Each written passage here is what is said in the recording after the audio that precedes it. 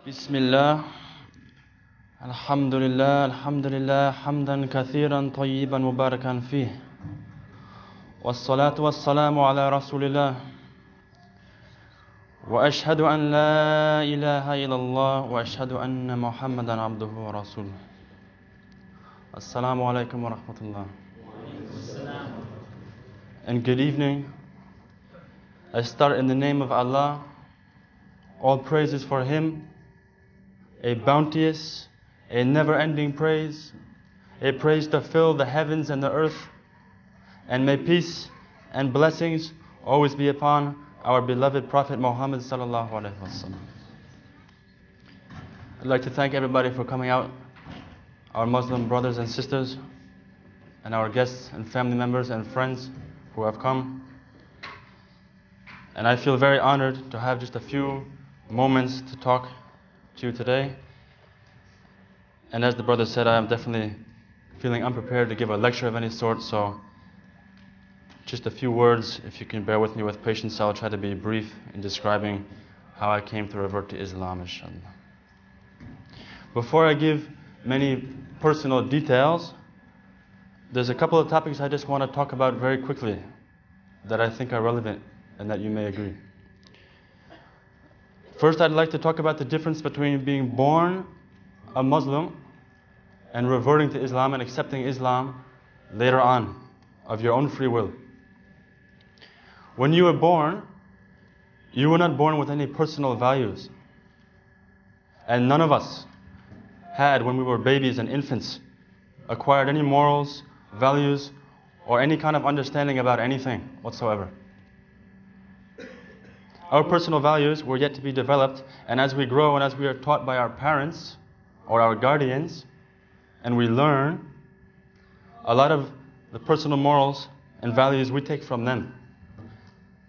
Those who teach us, their values and their morals become our values and our morals that we use when we are children, and that become our foundation as we grow up and even as we're adults. But as an infant, you can do little more than submit to the fact that you are in constant need. Submit to the natural course, which is that babies and infants, they can't survive without their parents. And as I said, the brain of an infant, it doesn't know any better anyway. It hasn't been developed enough. The baby does not have a free will. For those who have children, you probably don't hear your child say, I don't want any more breast milk, I want some Diet Coke or something. And this crib that you're putting me in is very boring, I want you to take me to the movies or something. No, they don't say things like this, of course. But as the infants develop these personal values from their parents or guardians, it's the free will that gets in the way. And as we get older, just as often as not, this free will, it can be used to make the wrong choice, just as easily as the correct choice regarding anything. And a little bit more about that later on, inshallah. So if your parents or your guardians who raised you or practicing Muslims, for those of you that that's the case with, then the personal values that you learned, if you realize or not, they were structured by Islam. And Islam becomes your foundation. It structures how you think, how you act, even your attitude and your personality. For those not born Muslim like me, who have investigated Islam, Islam proves itself to be a light of guidance. I'm sure you all agree.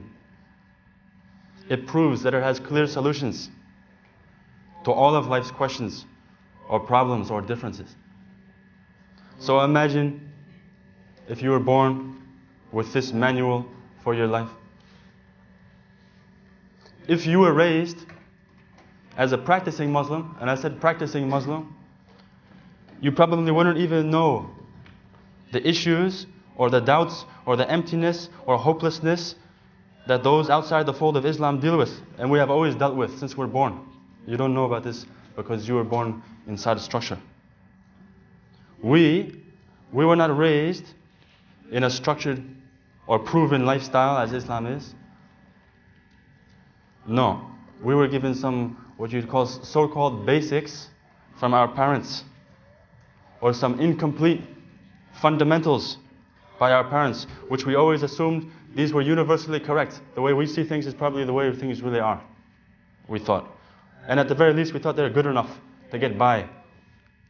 Those of us who are not born into Islam, that is. So we were left with nothing more than these ways of our parents to deal with all that life gives us. As for that emptiness that you feel, or the feeling that maybe something is missing, or you have some unanswered questions, well, you were taught that this is just naturally, you see, a part of life. And you learn to suppress it and hide it in the back and pretend it's not there.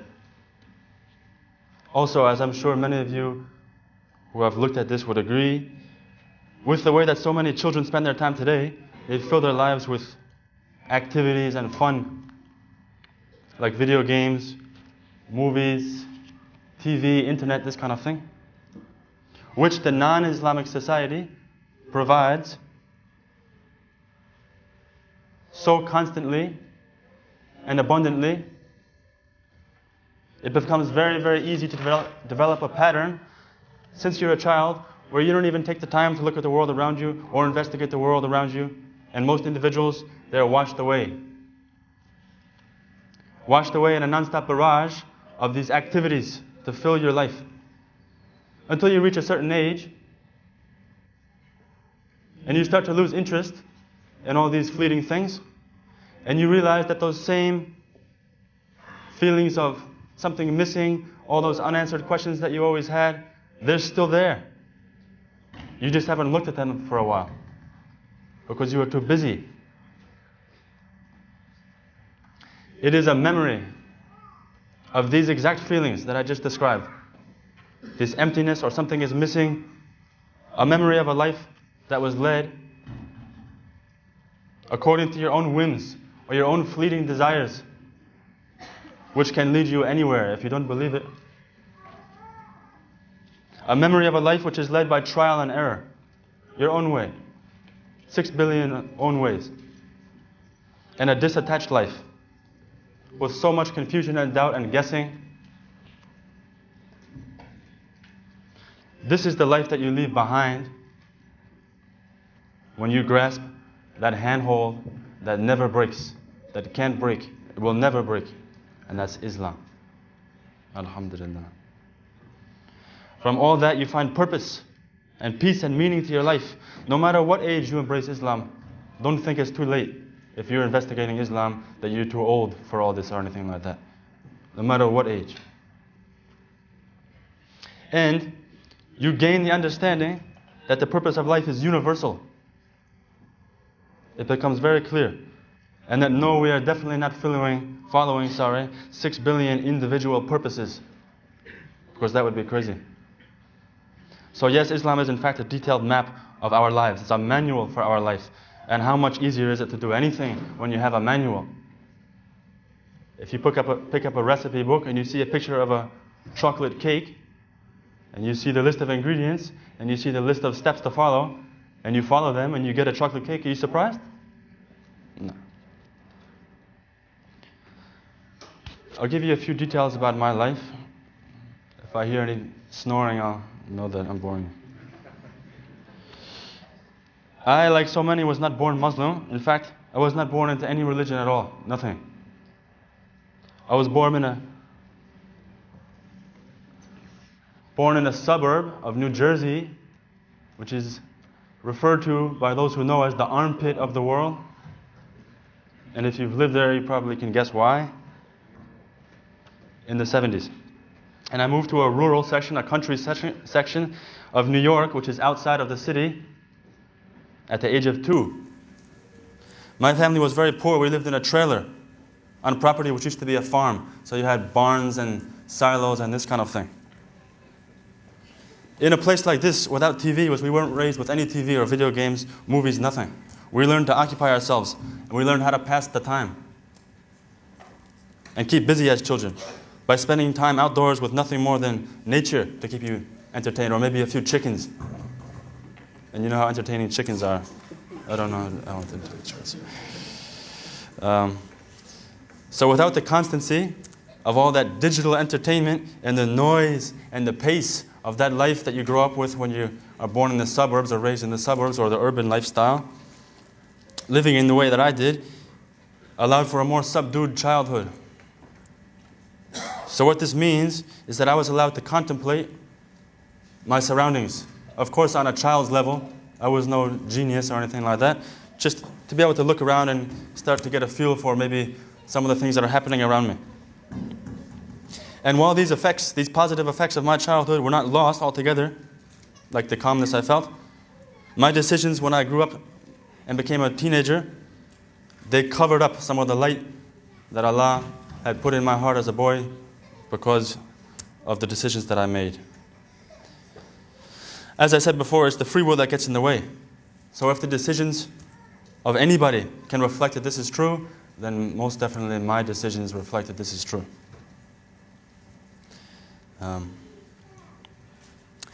It's not that the benefits of that childhood that I had been brought up in were lost, like I said. It's just that without structure or purpose, it doesn't matter what benefits you have. Almost all of us will fall prey to making bad choices or following bad paths that have been made to look good. When you look at them, when you look to investigate them, you don't find any problem with them. They look like they're appealing, they look like there's nothing wrong. From about the age of 18, I pursued a number of varied lifestyles, you might say. Initially, I took up skydiving. I don't know if you know what that is. Jumping out of a plane.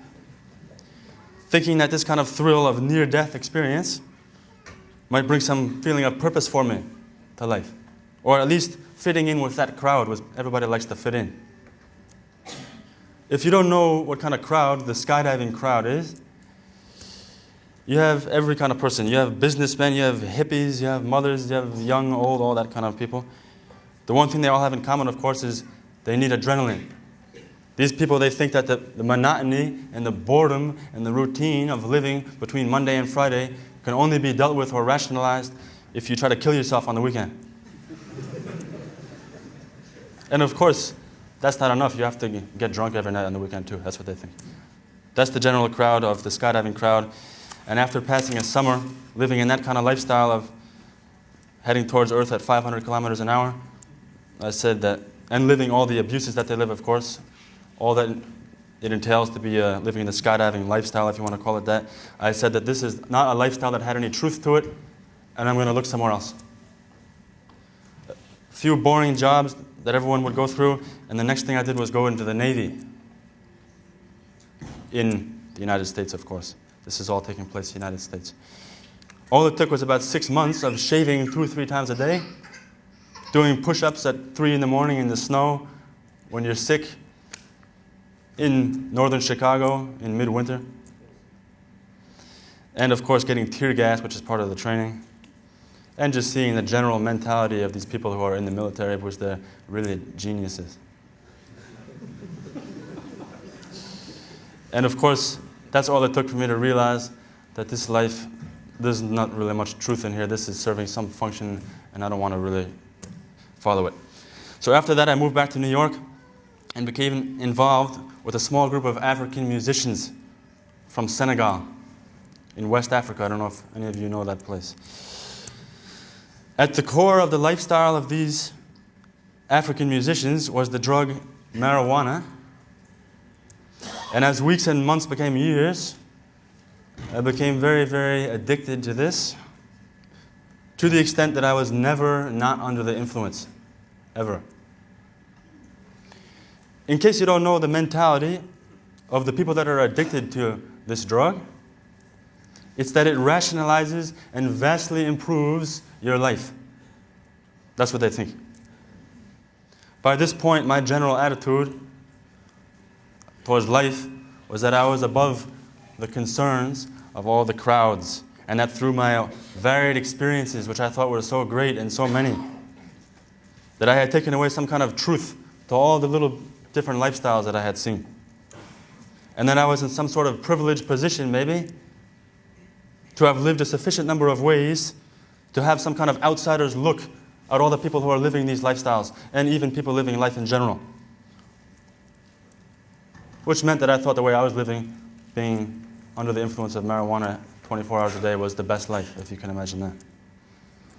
What I failed to realize, of course, was that the motivating factor that drove me to look from lifestyle to lifestyle in the first place was trying to find truth or meaning.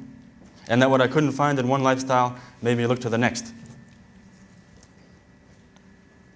And that what this drug had done, all it had done, was to cover me up. Just like many people are covered up. What are they covered up by? All the distractions that life gives you, so that you stop looking, you stop seeking, you don't want to know the truth anymore. You just get caught up in your day-to-day life. And like I said, this pattern goes along to you don't realize. So many years pass. And as I said, this peace that I was feeling, or I thought I was feeling, was chemically achieved. And my problems and emptiness and unanswered questions were chemically forgotten. In the midst of all this falseness and mental fog, I had the opportunity to travel to that country of Senegal, where the general atmosphere there is so different. If anybody's from some of those countries that resemble Senegal at all, I haven't traveled too much in Africa, but just the general way that people live life there, the falseness of so many of the beliefs that you're given when you live in a place like Australia or America or Europe, you see these things in their true light. What I mean is that the people there, they're so happy just to have some food or water or a roof over their head that they don't care they're living in a little shack. And we were getting worried and mad because of what stupid thing. So, over there, one of the first mornings I was there, about 5 in the morning, after hearing some goats and chickens and other things in the morning, I was already awake anyway, I heard a noise which sounded a little bit like this. Forgive me, I'm not very good, but Allahu Akbar, which of course is the adhan. And as you can imagine, your heart is touched. My heart was touched by that. When you hear this in the morning, you've already seen just a little bit of how life is different here, and then you hear this, you can imagine. When I returned to America, I had developed an interest in some of these customs. I was a little ignorant at the time, as you've understood from what I've said, so I didn't understand that a lot of these things were not Senegalese customs, they were actually Islamic customs that were mixed into the Senegalese culture. And out of pure interest, I happened to memorize a book of prayer, the whole prayer, just for interest. Alhamdulillah, no credit to myself. And I happened to find a book of some Islamic invocations. But as time passed in America, as any of you who have traveled to some place that had an effect on you, even those of you who have been to Hajj or something like this, the freshness and the closeness of those feelings that you feel, they start to fade a little bit. And I sank back into that lifestyle that I was living before. And the most funny thing of all is that throughout all those experiences of hearing the adhan and learning the salah and these things, I still had not given up smoking that drug. Finally, after some more time passed, I quit smoking, alhamdulillah. I studied a profession called scuba diving, which you probably know, taking people underwater, and traveled and wound up in an island called Harbor Island in the Bahamas. And I want to tell you very briefly about this island so that you never go there. This place is 5-kilometer long island and it's 1 kilometer wide. It's in the middle of nowhere. It's in the Caribbean Sea. For those of you who don't know where the Bahamas are, it's an island nation in the Caribbean. This island is completely Christian. It's also a party island. The average mentality of the people there, the people who are there, they're tourists. They're here to get drunk. When I wake up to go to work at 7 in the morning, I'm passing somebody, he's on his 2nd beer. Or maybe he's on his 15th beer from last night, he hasn't gone to bed yet. So, because of my weakness, again, I sank back into the way these people are living. Also, no offense to anybody, but a lot of the women who traveled to this place came there only to meet some fantasy Rastafarian, Bahamian man on a horse or something like this. And so there was lots of fornication there as well. Almost done here. So, when I wasn't working, I was under the influence either of alcohol or that drug or both. And then later, even while I was working, can you imagine being 40 meters underwater under the influence of something? You're in a big mess. After so much of this kind of abuse, for any of you who have been unfortunate enough to live a life like this, you feel that you like to take a break sometime to clear your head from all these things you're putting into your body. And so from time to time, I would just stopped smoking, stopped drinking for a few days. Towards the end of my time on this island, it occurred to me that I had abused myself to such a point that I needed a little more than just one of these couple-day purges. So I decided I was going to do a loose resemblance of the Islamic fast, which meant, even though I was not a Muslim, that I saw some value in not drinking, not smoking, not eating, no fornication or anything like this. For 10 days, I decided.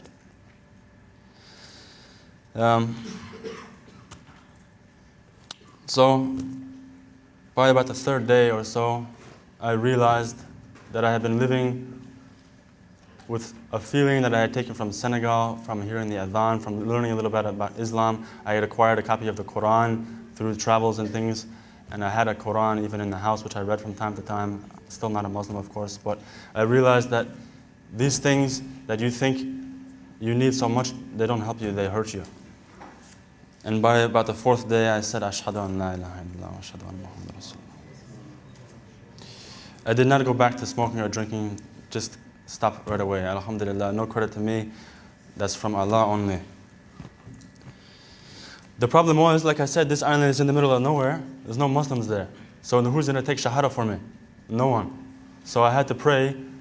I didn't know how to pray. What do I know about Islam? Hardly anything. But I take shahada with Allah as my witness. And I just try to live the best kind of Islamic lifestyle I can live for a couple of months. I had the opportunity to fly to the capital island of Nassau in the Bahamas, where there was one mosque in the entire nation, one mosque and about 20 Muslims, and took proper shahada. And alhamdulillah, I actually took nikah and shahada on the same day, and the woman who I had met in the Bahamas took shahada with me on the same day, alhamdulillah.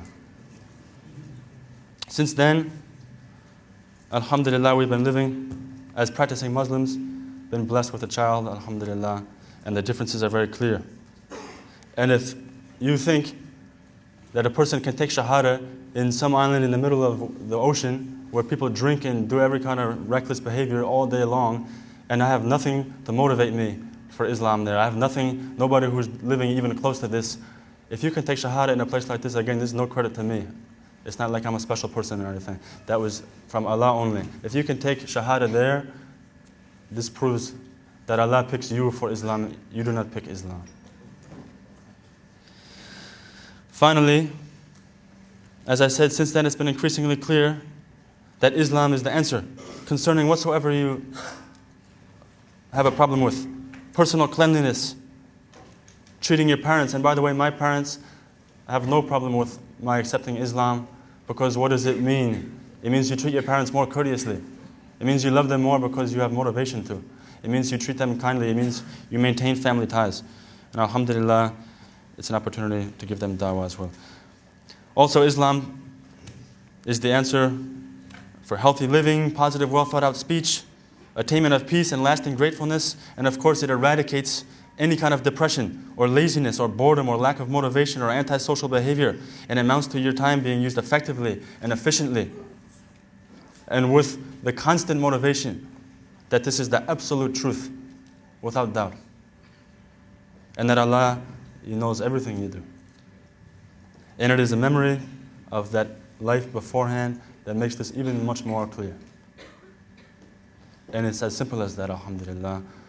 سبحانك اللهم وبحمدك أشهد أن لا إله إلا أنت أستغفرك وأتوب إليك. السلام عليكم ورحمة الله.